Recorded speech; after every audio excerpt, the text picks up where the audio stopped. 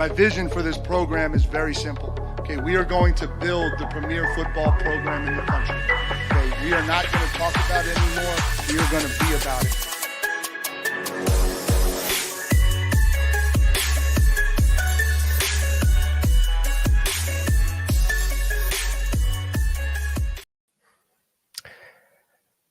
Howdy, and welcome back to the Ineligibles podcast. My name is Will Stone with Good Bull Hunting. Some technical difficulties as we get started. As I hit the go button, Twitter informed me that they need a premium subscription, that I need a premium subscription to continue to live stream to their service, which I do not have time to deal with that right now. So, just Facebook and YouTube. So apologies to all the folks on Twitter. We'll try to get that fixed and get you next time. But solo show for you tonight. No host or co-host or guests, as they say in the oil field. It's just me on them. But happy to be here with you. This is my first go of it by myself. So just bear with me. Give me a little grace. But I promise we're going to get it right. It's going to be fun. So as it sits today, this is Tuesday night.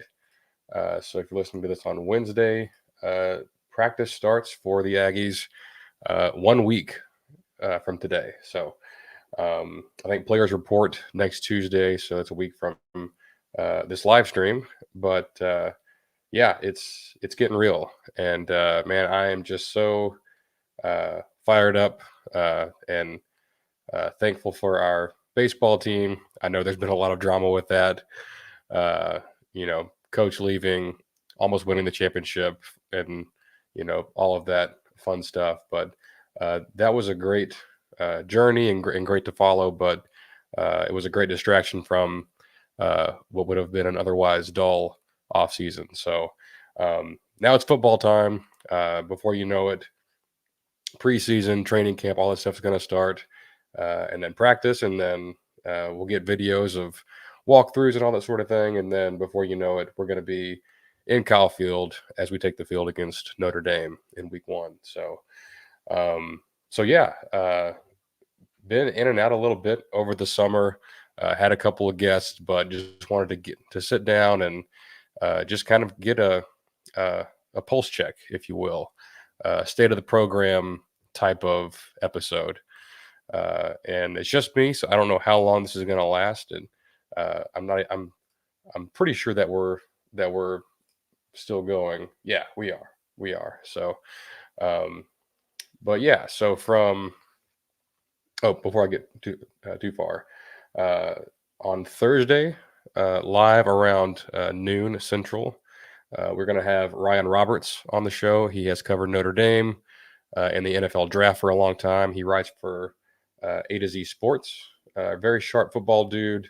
Very excited to get his thoughts on the Aggies' first opponent in Notre Dame, and maybe he'll tell us about some of these NFL prospects on this A&M team and how they stack up. So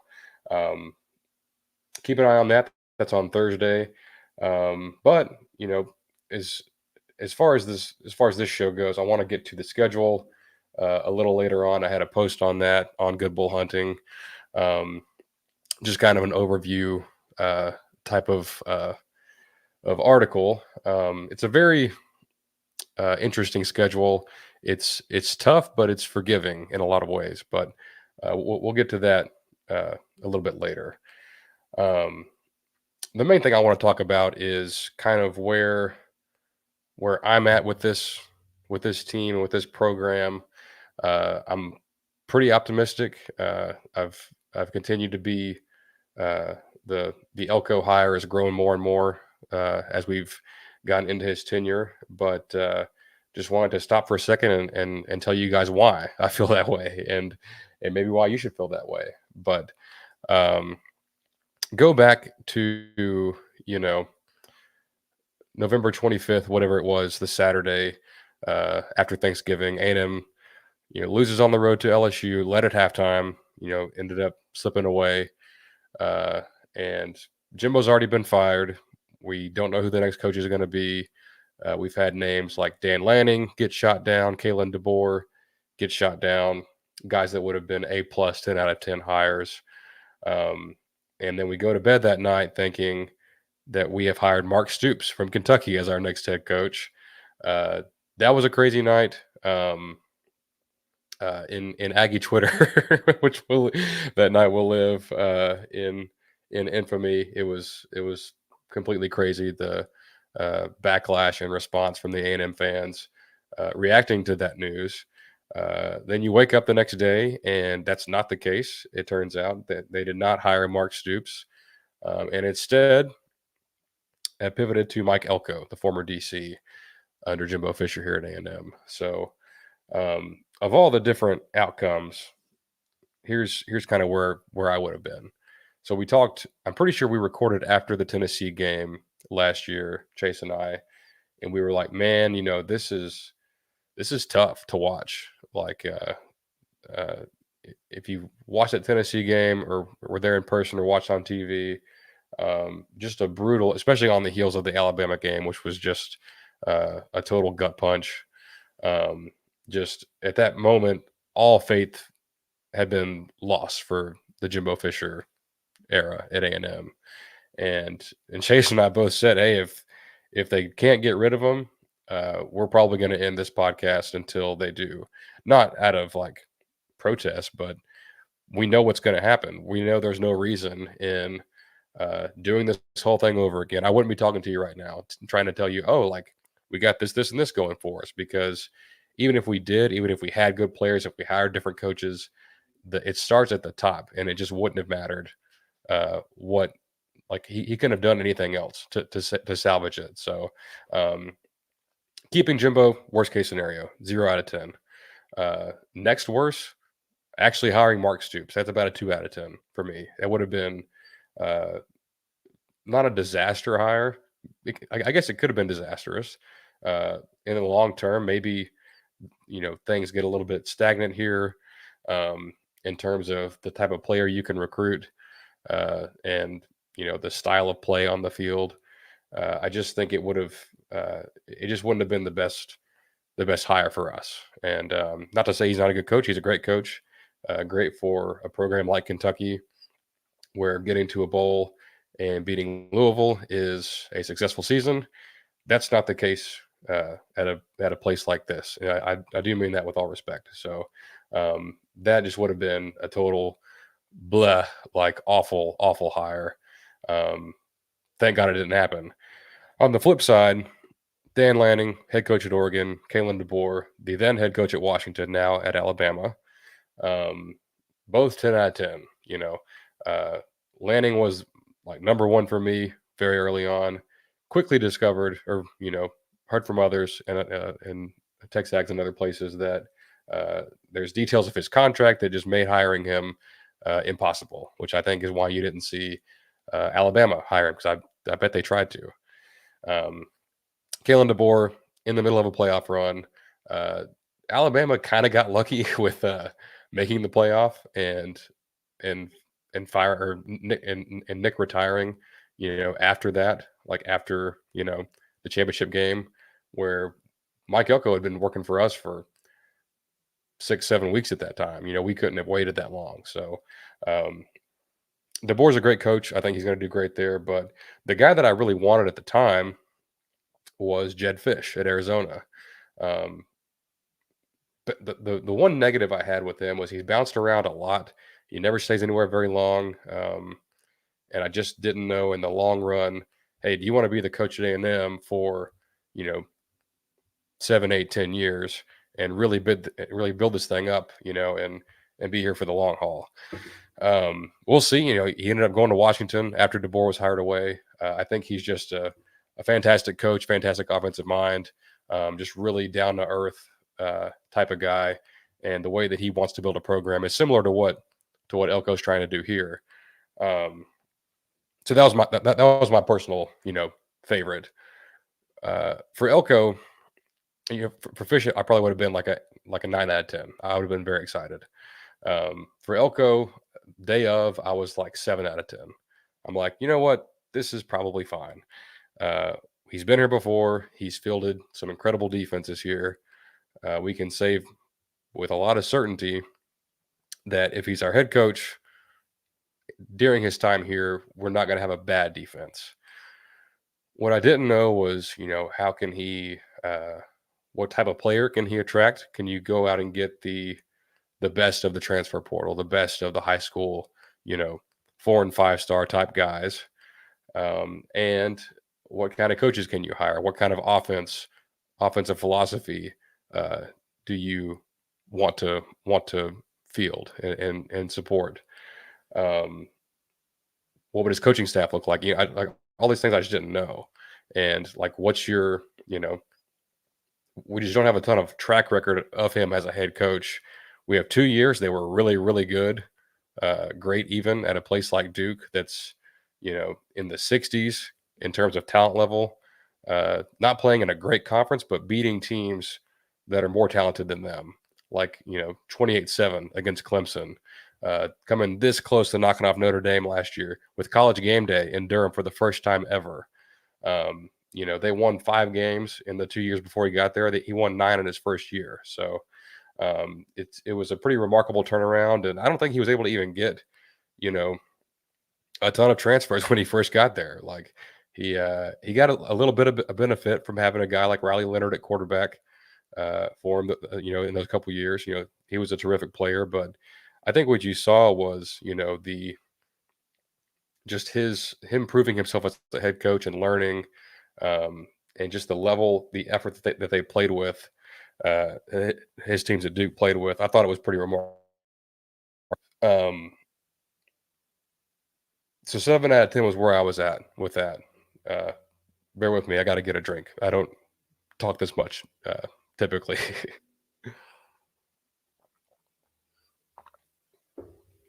So we hire him. I'm like, well, thank God it's not Stoops. Thank God it's not Jimbo. It wasn't some of the bigger names that we liked. But Elko's a good guy. He's a good football coach, smart guy. And, we'll probably be fine. Will he win a championship? Don't know. Didn't know then. Still don't know now. But I feel a lot better today than I did back in November. So very quickly, this is all kind of happening around the same time. This may not be in order, but if he had brought his whole staff from Duke, that would have been fine. Still 7 out of 10, that's cool, whatever. Obviously, they did really good things with a lot less talent. They could probably do it here. Would have been A-okay with that, but that's not what he did. He brought 3 or 4 guys, O-line, defensive back, tight end and special teams, and then running backs. So everywhere else, he went and got, maybe the biggest hire, 1A, 1B with another guy we're going to talk about, but pulling Colin Klein from his alma mater at Kansas State, that offense was just so fun and it just so like creative, and like there's so much that they did with in his time there that I can't even get into it all here. But I do know this: they were, I think, top 5 in points per game last season.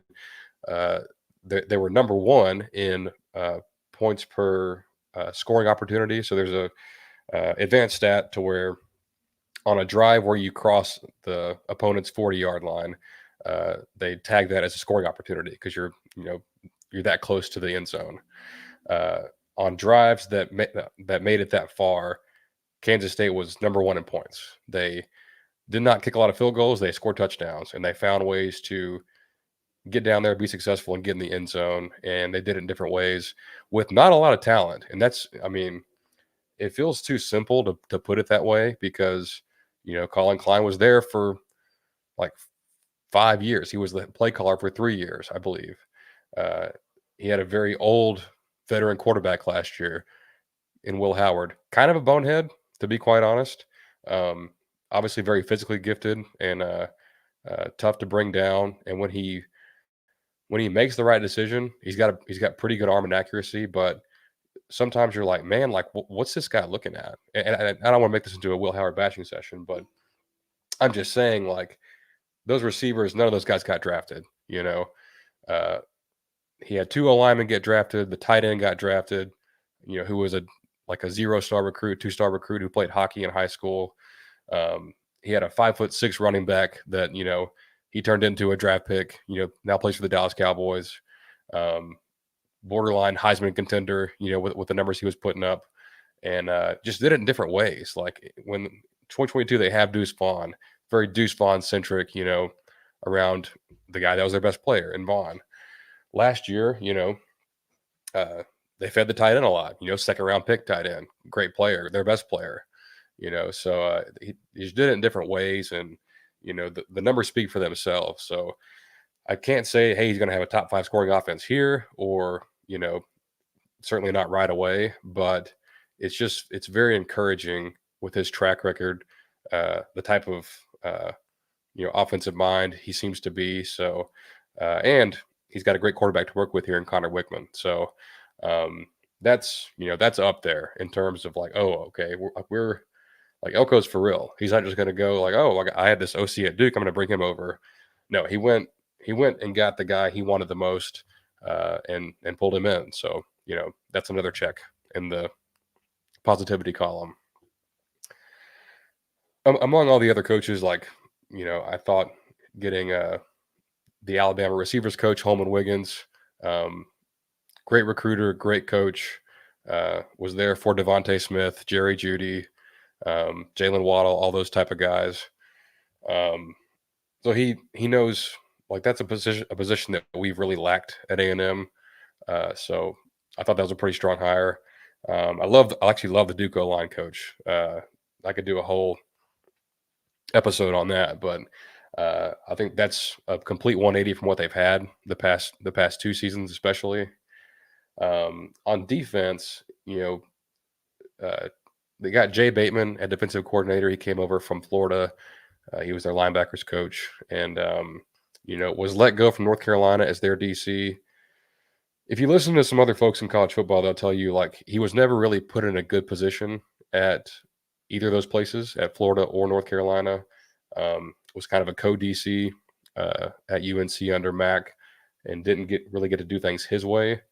And then last year, I don't really know what Florida's doing. They had Jay Bateman coaching linebackers, who's a pretty good coach, and Corey Raymond, who's a freaking defensive back savant of a coach, coached the LSU for a long time. And they let those guys go, kind of told them to leave without outright firing them. Or maybe they did fire them.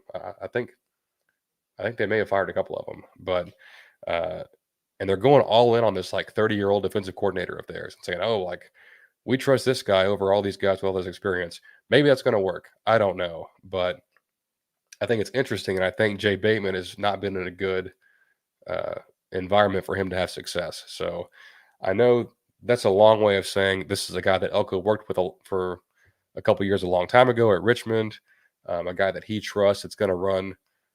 Bateman's going to run Elko's defense, but Bateman's going to call it, and things like that. So I think a lot less 3-man fronts will be on display this year. At least I hope so. I would not expect that at all out of an Elko Bateman, kind of defense. Who else? Probably the 1B with Colin Klein is Tommy Moffitt. We've talked about him before. If you don't know the name, Tommy Moffitt was the strength coach at LSU for 20 years, and he was there for all 3 of their national titles under 3 different coaches: Saban, Les Miles, Ed Orgeron.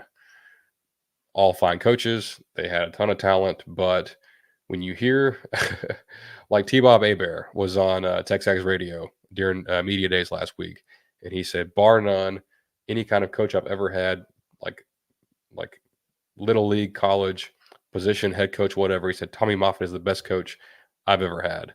And that was kind of one of the big themes at media days. A lot of people talked about, that's a A+ hire by A&M. And I think it's easy to say, oh, we got a good strength coach, and kind of overlook that, because I think it is kind of a cliche almost in college football.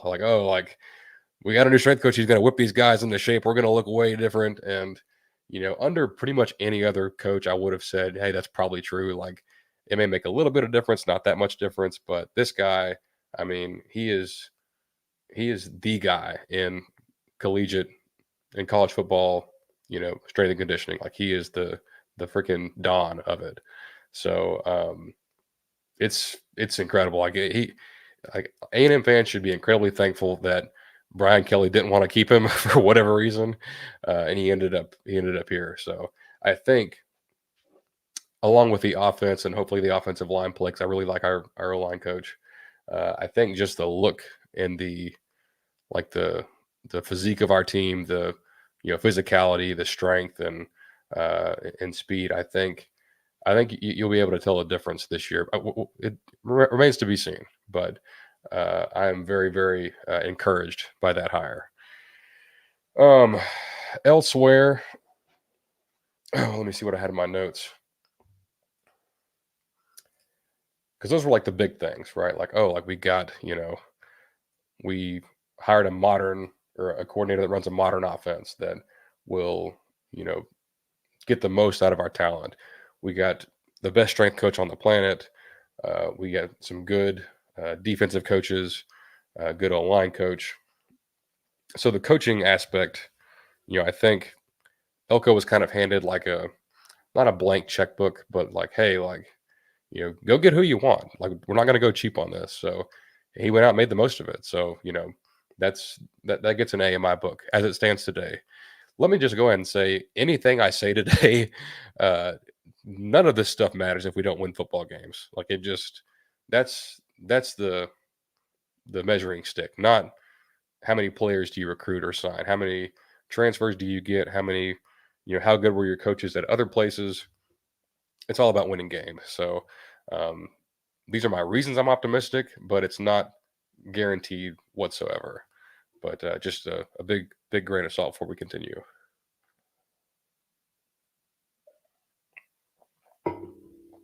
Okay.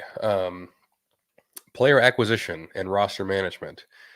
If you watch the Texas Bowl, what you saw was we had 45, 50 players, scholarship players that were available, several walk-ons, several true freshmen getting playing time, third and fourth string guy.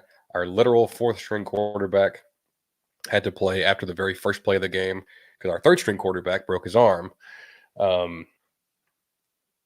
And like, that's, so many players that already put their names in the portal, had already left, already knew, hey, I'm going somewhere else. I'm not going to stay here. There were a couple guys that we were able to get back out of the portal. Chase Basantis, Tyreek Chappelle. But by and large, a lot of guys left. And you look at our roster and you're like, hey, we have no defensive backs. we don't have any corners. We don't have any safeties. We have like three guys. And we have to address that. And Elko understood that.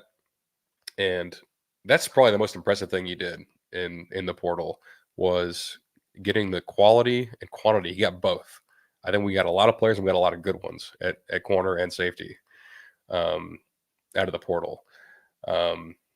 Just a couple names, like the first one was Will Lee. He was from Kansas State. He was the first one that we got. And I'm like, okay, this is a good start. Let's go get 5 or 6 more. And that's what they did. They got, a guy from Florida, Jaden Hill, who is your likely starter in nickel, really good player. Both starting corners. And actually, the 2 deep at corner could probably be all transfers, with maybe, returner Tyreek Chappelle in there. But BJ Mays from UAB, Will Lee,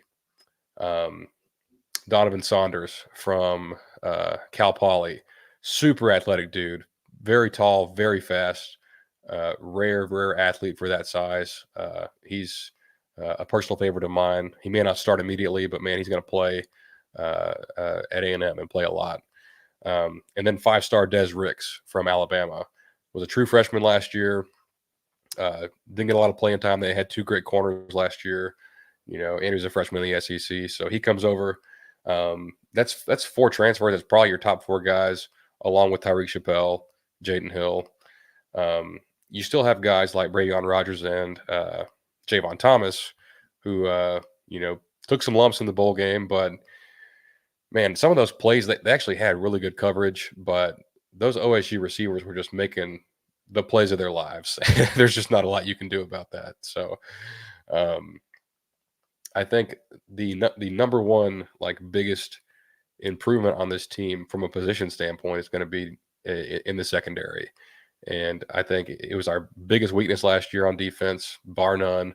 Miami, LSU, Alabama, Ole Miss just torched us, big time. That's 4 losses right there.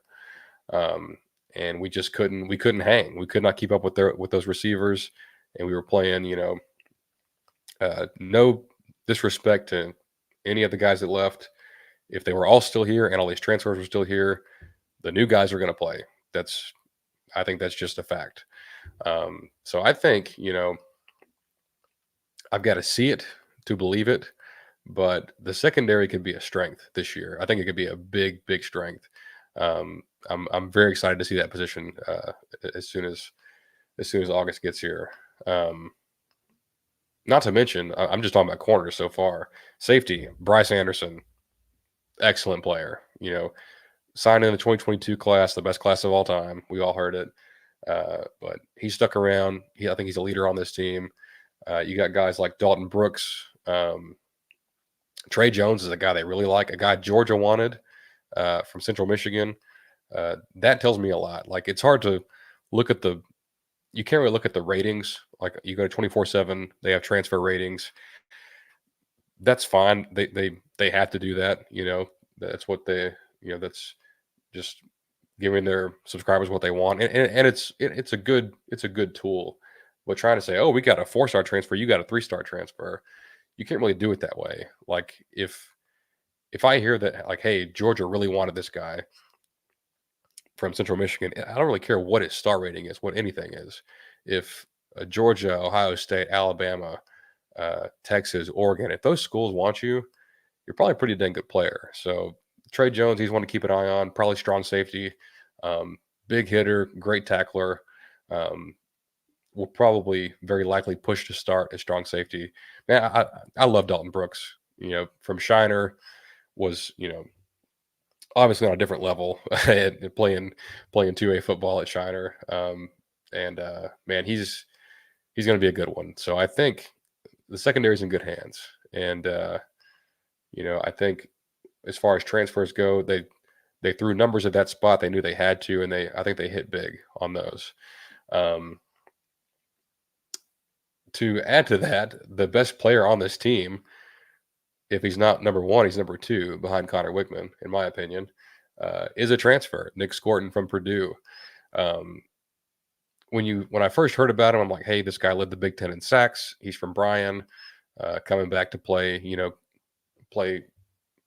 his hometown. I'm like, what's a no-brainer? Get him. We need some help at defensive end. And then I saw his tape. And then I saw him in the spring game. And if you watch the spring game, you know that guy is on a different level than everybody else. And I think he's the biggest factor on this team. Not even X factor. He's the biggest piece on this A&M team. Him and Wigman, I think, changed those sides of the ball so drastically. When you have a guy like a Nick Scorton at defensive end that other teams just can't block him, and then pair that with the other guys on the D line like Shamar Turner and Shamar Stewart and David Hicks and Albert Regis and so many others. I mean, it's special. And that, one point I do want to make real quick on that note is this is not one of those years where I would say, oh, this year's going to be fine, but next year, that's when we're really going to peak. I can't say that. I think this team is very talented, and you're going to lose a lot of guys off this team that make a huge difference. So Scorton's one of them. That's a big reason why I think you have to go and make a splash this year, and you can't put it off. And I know that's tough, and first year coach, chemistry, all that stuff, I get it, but there's just too much here right now that you could potentially or even very likely lose, that you can't stumble out of the gate. I think that would it's nothing that you can't bounce back from. You could definitely recover. Elko could go and get another Nick scored next year. It's possible, but in my opinion, I think there's just too much on here there's too much talent on the team to go out and go 7-5. That's not acceptable at all.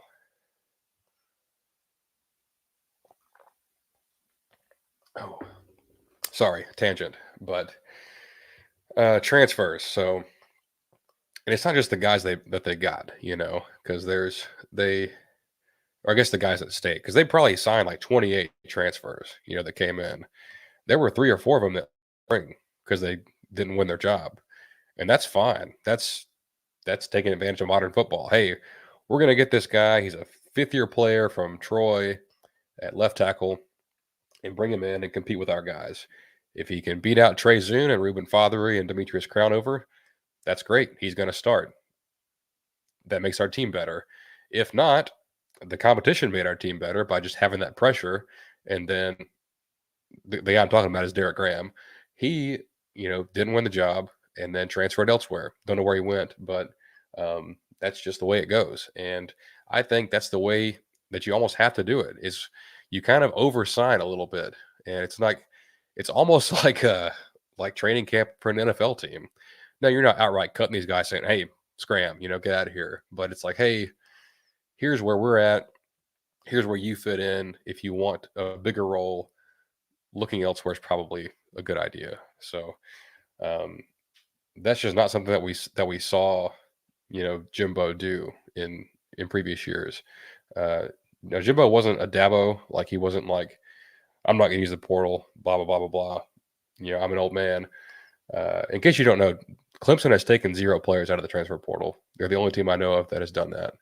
It's very dumb. It's just trying to win with a hand tied behind your back. So Jimbo wasn't that bad. He just didn't really get any good transfers. So like he got guys that we thought would be players and be able to compete, and they just weren't. And we might see that with the new ones that Elko brought in. But I think another big theme of why I'm high on Elko is just the structure and organization and attention to detail that he has assembled with his support staff. He's got a guy, or a person that just does high school scouting, a person that just does transfer portal scouting. And he's got a general manager and like all these different things. And compare that to last year, where we spent 8 or 9 months without a recruiting coordinator at all. The job was empty. No one was doing it.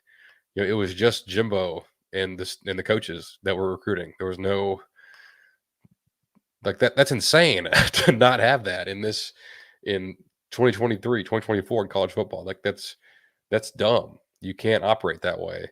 And I think Elko is, people might cringe at this, but it's kind of the way it needs to be. And he's running this program like an NFL team and like a business. It's not just like, "Hey, I'm the head coach, I'm going to do everything," like it was back in the day. You can't do that anymore. There's too much in the job description of running a program that's in addition to just coaching ball, and one coach can't handle all of that. So I think his organization, his delegation, all that stuff is very high level, and I think it's needed, and it's a very positive sign for where this program can go under his direction. So that's, if you're making a checklist, so far it's been mostly positive. I'm trying to think of I'm trying to be objective. I don't want to sit here and say everything is just great, amazing, we're going to win every game, because that's not true. But when it comes to what Elko has done so far, I think the biggest question people had was, can he recruit? Can he recruit? Can he recruit like Jimbo? Can he get 5 stars? And will he ever sign the number 1 high school class? I don't know. But what I can tell you is he's got the number 7 class right now in the country, and will probably finish there or even a little bit higher. Now we need to see how it plays out. It's only July. Can you get a top tier offensive tackle? Can you get a top receiver? You know, I think what he's done so far, if you look at the class, look at corner, where we have really, really struggled as a program. He got some damn good corners so far that are committed to this team. He let his coordinator, Colin Klein, go out and handpick the quarterback he wanted in the whole country, and ended up with a 5-star from California, Hassan Longstreet. You know, getting that by itself is a huge, huge deal. You know, and so far, like, good pieces on defense, on the defensive line, at corner. Great at linebacker. They got another kid from California who I absolutely love, Noah McHale. Outstanding linebacker. Kelvin Riggins from I think he's not at DeSoto anymore. He's at Forney, at North Forney. But some good line pieces. Like the thing is, and he would tell you this, I think he said it at media days and in his press conference, but he was already a year behind, because you start recruiting kids when they're freshmen, sophomores, juniors, you know, and he's coming in. These guys are about to be seniors, and he's like, "Hey, I know we just met, but you know, I'm the new coach here. You know, come take a visit. Let me show you what it's all about." And I think what you're gonna see is the current class, 2024, will be a good one. Sorry, this is the 2025 class. 25 will be a good one. 26 could be a great one, like a top 3, you know, solidly top 5 type of class. But that only happens if you win games on the field. You go out and win 7 games, 6 games, you know, a lot less likely that you're going to get that kind of player. So, don't want to take up too much more time. Plus, my voice is starting to run out of gas. My timer's not even here at the top. So, all right, 37 minutes. So, yeah. So, from when he was hired, we thought, hey, you know, good coach, will be prepared, will be good on defense. Can he recruit? Can he hire coaches? Can he field a good offense? Can he work the portal? All that kind of stuff. So far, it's been nothing but A's. You know, A, and you know, recruiting probably A minus, or a solid A at the moment. Could be an A plus. Now the on-field stuff, I think that's honestly what he's probably best at. I think he hired some great coaches, like we already talked about, that are going to come in and make a huge difference. So all of that kind of put together sets up well. It's such a stark contrast to the previous regime of, you know, kind of one guy calling all the shots and not delegating to, you know, a head guy that is, he's a ball coach, but he's also a CEO. He's like, hey, here's my plan. Here's what our mission is, but you guys are going to carry that out and install it. I'm also going to coach the football team. I'm going to, you know, make sure we're not having false starts coming out of timeouts or when we get the ball. You know, he actually has a special teams coach. He's not trying to do it himself. Like that. Does anybody realize how insane that is? That Jimbo himself coached special teams. We did not have a special teams coach for the last 6 years.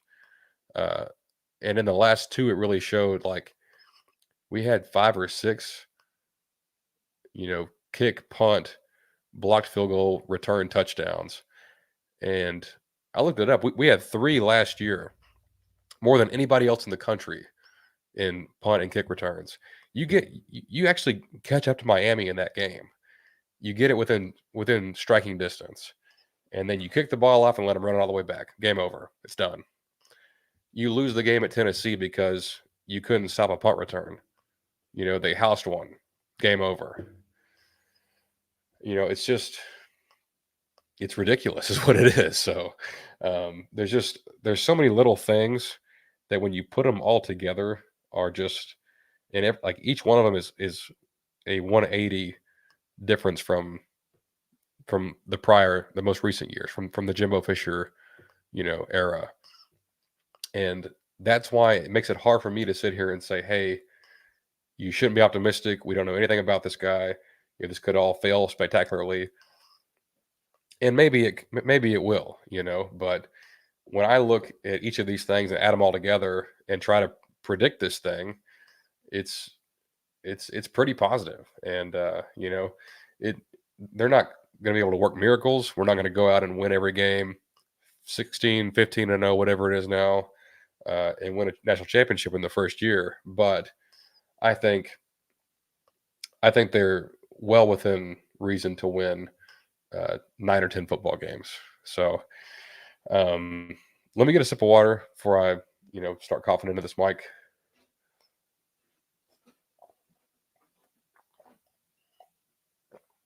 Okay, real quick, and before we get out of here, on the schedule,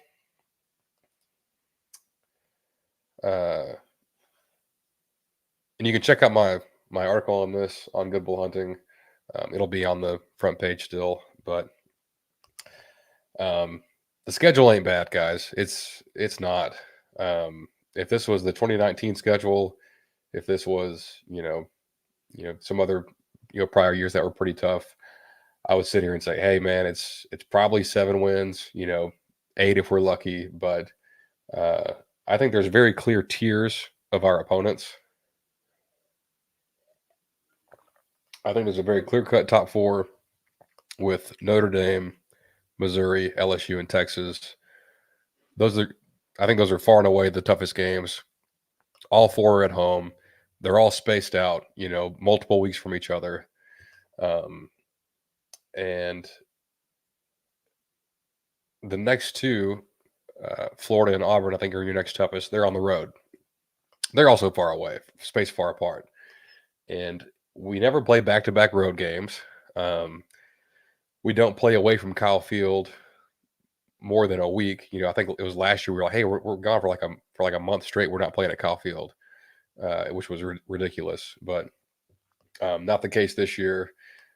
Your other away games at Mississippi State, at South Carolina, and then Arkansas at Jerry World.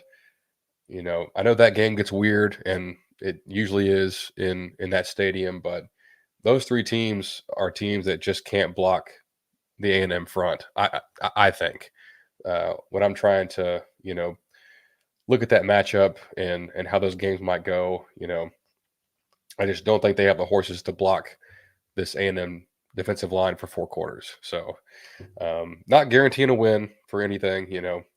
We've been through too much to expect that. So but it's just so like you open with Notre Dame, who is a very good team. I think they have a very good defense, but it's a winnable game, and it's on national television. It's at 6:30. It's a night game. It's on ABC. It's at home. College Game Day is going to be there. If you win that game, it just unlocks so much for the rest of the year. It puts you squarely on everyone's radar, on the map, and which A&M has kind of been an under the radar team, but it's getting to be less so. Everyone knows who Nick Scorton is on the national media. Everyone knows who Connor Wigman is. There's a lot of faith in his ability. And everyone loves our coaches from what I've heard so far. They love Elko. They love Klein. They think highly of Jay Bateman. They all, like I said before, they all love, Coach Moffitt at the strength and conditioning. So I'm starting to ramble a little bit, but here's what it boils down to. Notre Dame, Missouri, LSU, Texas, 4 hardest games, all 4 at home. All 4 have pretty good quarterbacks and all have pretty good offensive lines. So they're not going to be easy. I don't want you to think, oh, we're at home. We're going to go out there and kick their ass. I think these games are going to be dogfights, all 4 of them. The road games will be as well, but there's advantages that, the way this sets up, it's just there's not a gauntlet. It's very tough game, McNeese, another tough game, Bowling Green, Jerry World, home, away, home, away, home. It's not it's not brutal like we've seen in years past where you're like, oh, you're at Alabama, then you play, you know, Auburn the next week, then you play Georgia, then you play LSU. Like it's, I think in 2019 we played the number one team 3 different times. We ended the year with back-to-back road games at Georgia, at LSU. This schedule features no Georgia, no Alabama, no Tennessee or Ole Miss or Oklahoma. It's not easy. None of them are. But of all the ones for a year one coach, I'll take this every day. But yeah, so we made it through. It's about 40 minutes, I think, maybe a little bit over, but 45. So yeah, very good at math. But yeah, appreciate you guys tagging along and for all your support. As always, check us out at Ineligible Pod on Facebook, Twitter, Instagram, YouTube. YouTube is growing quite a bit for us. So all of our stuff will be live streamed there in Facebook, for sure. We'll keep working on Twitter. I'll have to, drive down the road a little bit and go holler at Elon and be like, hey man, what's the deal? Why can't I stream my podcast anymore? But yeah, so do all that. You can follow me personally at WillstoneCFB on all those various platforms. But yeah, we appreciate you, and we will talk to you on Thursday with Ryan Roberts, breaking down Notre Dame, breaking down some NFL draft talk, some of these prospects on A&M and Notre Dame, maybe even on this schedule that we just talked about, and see what he thinks and pick his brain a little bit. But yeah, appreciate you very much. Probably some more solo shows in the future, along with some more guests. We're going to keep on keeping on. But appreciate you as always, and we will talk to you on Thursday. Thanks again.